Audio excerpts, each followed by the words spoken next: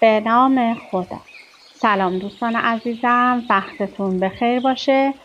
پادکست صدای سکوت امروز رو با کتابی زیبا و جذاب شروع می‌کنیم. کتاب بایگانی آکاشیک، نویسنده کوین جی تادشی و مترجم خانم مریم توکلی زاده هستند. لطفاً با من همراه باشید تا این کتاب زیبا و جذاب رو با همدیگه کشفش کنیم. آیا تا به حال حس کرده ای که زندگیت ورای از آن چیزی است که در ظاهر می‌بینی؟ در مقطعی از زندگی به خودت میایی و میپرسی من چرا اینجا هستم؟ مأموریت من در این دنیا چیست؟ یا شاید این سوال در ذهنت خطور کرده باشد که چرا بعضی الگوها در روابط، کار یا حتی احساساتت مدام تکرار میشوند؟ پاسخ بسیاری از این پرسش‌ها را می‌توان در آکاشیک رکورد یافت. یک بایگانی عظیم و فراتر از زمان که تمام افکار، احساسات، اعمال و حتی نیت‌های ما در آن ثبت می‌شوند. این مفهوم در دهه‌های اخیر محبوبیت زیادی پیدا کرده و بسیاری از اساتید معنوی آن را کلید درک رسالت روحی و شفا می‌دانند. آکاشیک رکورد چیست؟ واژه آکاشا از زبان سانسکریت می‌آید و به معنای اتر یا آسمان است. عنصری که در فلسفه‌های شرقی به عنوان بستر اصلی جهان معرفی شده. در سنت‌های هندی، بودایی و حتی صوفیانه اعتقاد بر این است که تمام اطلاعات کیهانی در آکاشا ثبت می‌شود. آکاشیک رکورد را می‌توان به یک کتابخانه روحی تشبیه کرد. در این کتابخانه نه فقط زندگی کنونی بلکه زندگی‌های گذشته و احتمالات آینده هر روح وجود دارد. برخی آن را مثل یک شبکه انرژی یا دیتابیس کیهانی می‌بینند که به بعد زمان و مکان وابسته نیست. از منظر مدرن میتوان آن را به ابر اطلاعاتی جهان تشبیه کرد. درست مثل اپلیکیشن کلود که همه داده‌های دیجیتال ما را ذخیره می‌کند.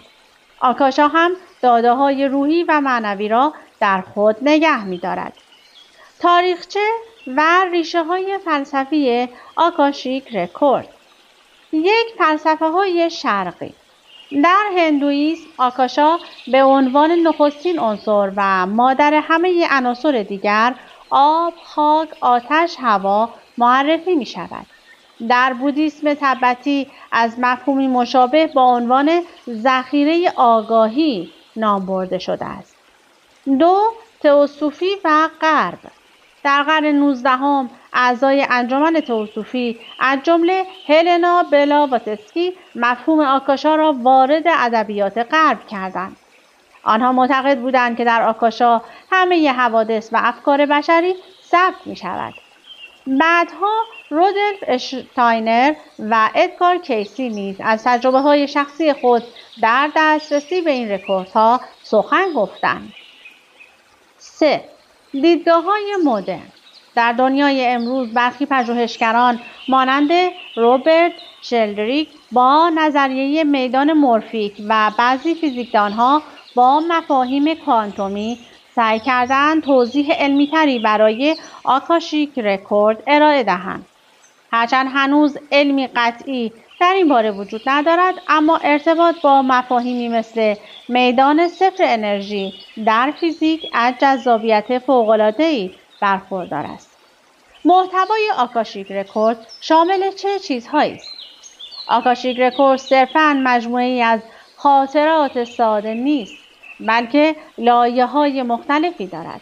زندگی‌های گذشته، هر تجربه، انتخاب و واحدهای درسی که روح در زندگی‌های پیشین تجربه کرده و آموخته.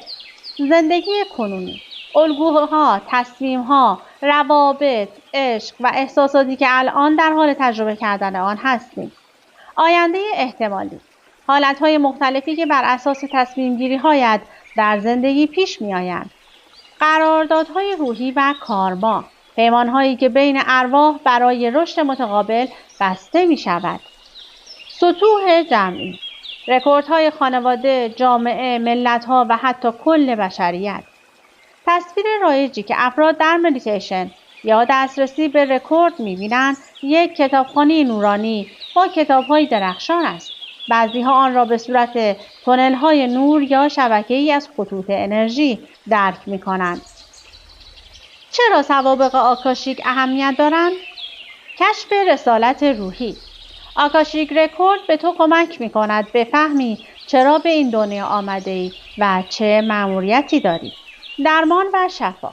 بسیاری از زخم‌های روانی و تراماها ریشه در خاطرات گذشته دارند. سوابق آکاشیک می‌توانند به آزادسازی تراما از حافظه سلولی و التیام زخم‌ها کمک کنند. رهایی از الگوهای تکراری. اگر مدام در روابط مشابه گیر می‌افتی، آکاشیک رکورد می‌تواند دلیل و ریشه این تکرار را به تو نشان دهد. دریافت راهنمای معنوی. گاهی ما در بزنگاه‌های زندگی نیاز به الهام داریم. آکاشیک رکورد می‌تواند منبع الهام مستقیم باشد. اتصال به آگاهی جمعی. ورود به رکورد یعنی لمس سطحی از آگاهی که فراتر از فردیت است. یک پارچگی کامل با کل هستی. چگونه وارد بایگانی آکاشیک شویم؟ یک، آماده سازی انرژی. فضایی آرام را انتخاب کرده، شمع روشن کرده، یک موسیقی ملایم پخش کنید و با انجام دم و بازدم عمیق برای مدیتیشن آماده شوید. گراندینگ خود را مانند یک درخت تصور کنید که عمیقاً داخل زمین ریشه کرده. 2. دعا با نیت ورود. مهمترین قسمت جهت ورود به سوابق آکاشیک مشخص کردن نیت است. شما باید به وضوح تعیین هدفتان از دسترسی داشتن به بایگانی‌های آکاشیک چیست؟ آیا می‌خواهید دلیل گیر افتادن در چرخه تکراری روابطتان را درک کنید یا دوست دارید ببینید در زندگی‌های گذشته که بوده‌اید؟ 3. پرسیدن سوال درست. به جای پرسیدن آیا، سوالات باز با مفهوم عمیق‌تر بپرس. مثلا چه چیزی مانع شکوفایی خلاقیت من است؟ تجربه دریافت پیام. پیام‌هایی که دریافت می‌کنی می‌توانند به شکل تصویر، صدا، حس درونی یا حتی شهود آنی باشند. بستن رکورد.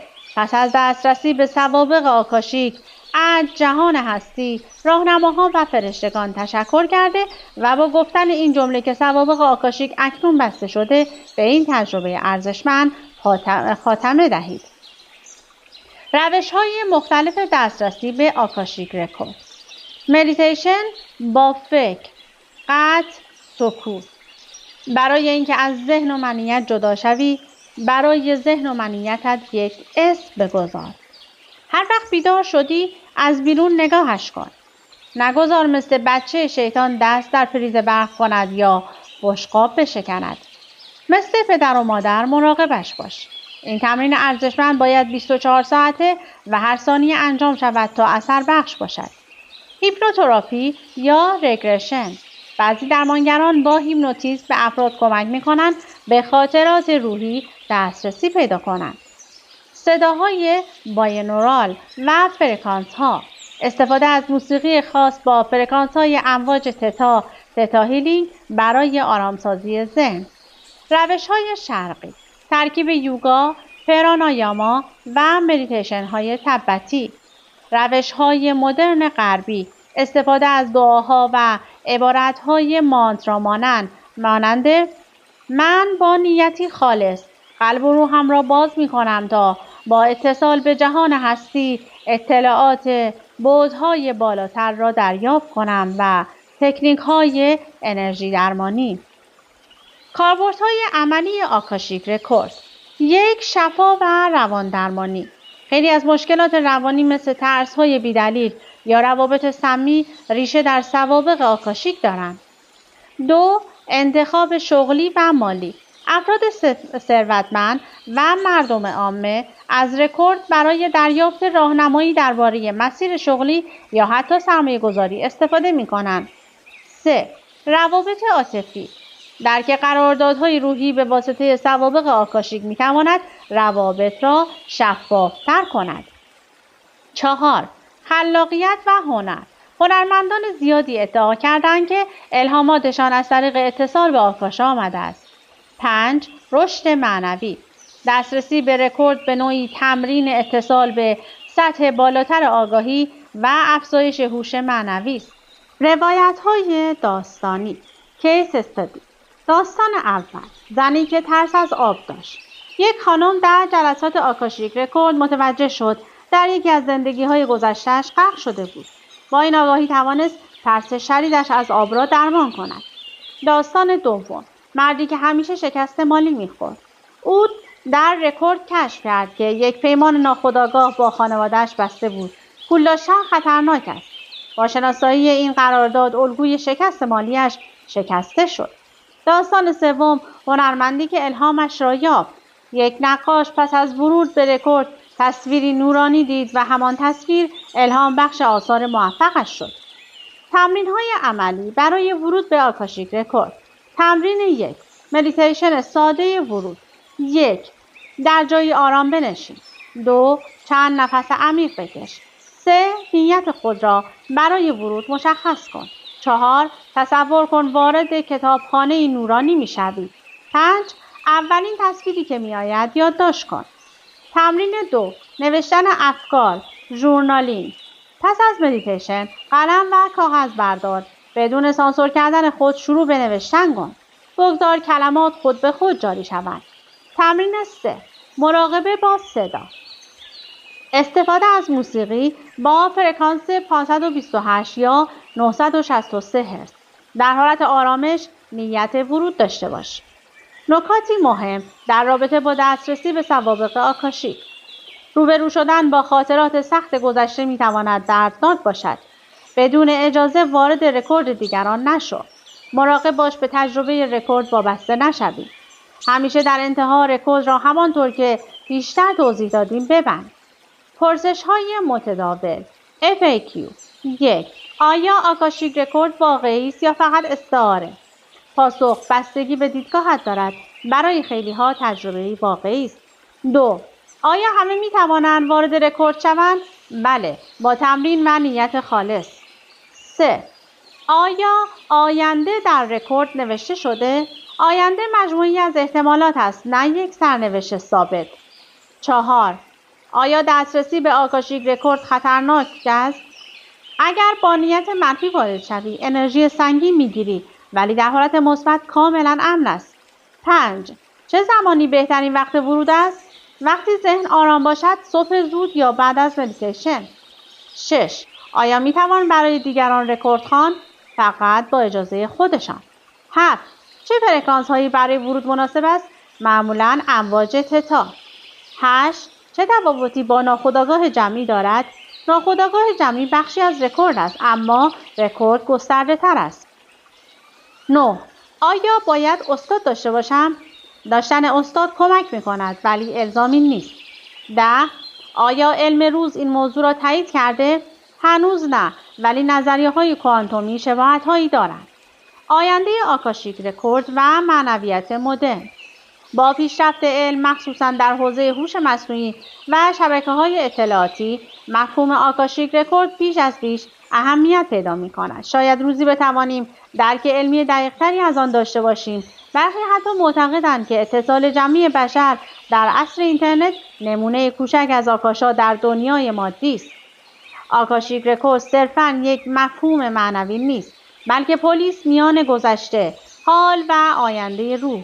این بایگانی عظیم میتواند به ما کمک کند تا زخم‌های قدیمی را شفا دهیم، رسالت خود را بیابیم و با آگاهی بیشتری زندگی کنیم. اگر آماده‌ای همین امروز اولین قدمت را بردار. مدیتیشن کن، نیتت را خالص کن و وارد کتابخانه نور شو. شاید پاسخی که سالها دنبالش بودی در همین لحظه منتظرت باشد. خب بیشتر از این وایس رو طولانی نمی کنم. به دلیل ضعف اینترنت سعی می کنم که پادکست ها رو کوتاه کنم. ممنونم که با من بودید. اگر از این کتاب خوشتون میاد حتما برای خودتون تهیه کنید و از خوندنش لذت ببرید. از اینکه با من همراه بودید سپاسگزارم. تا وایس بعدی، خدا نگهدارتون.